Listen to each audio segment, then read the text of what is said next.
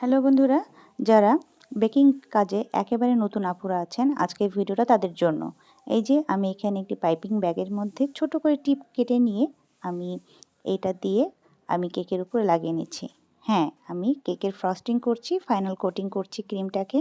আর এইভাবে যদি আপনারা ফাইনাল কোট করেন তাহলে পুরো কেকটাতে ইভেনলি ক্রিম লাগবে এবং কোথাও কম এবং কোথাও বেশি হবে না।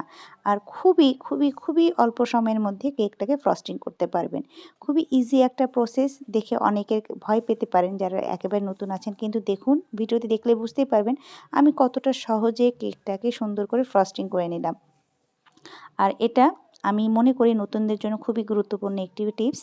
আর যদি আপনারা এই মেথডটা ফলো করেন খুব অল্প সময়ে কিন্তু খুব সুন্দরভাবে কেকের ফিনিশিং আনতে পারবেন। আর যারা নতুন আছেন তাদের জন্য তো আমি বলবো অবশ্যই পাইপিং ব্যাগের মধ্যে ক্রিম নিয়ে কিন্তু আপনারা ফ্রস্টিংটা করবেন। আর যে নাইফটা দিয়ে কাজ করবেন সেটাকে প্রত্যেকবারই সুন্দরভাবে টিস্যু দিয়ে ক্লিন করে নেবেন।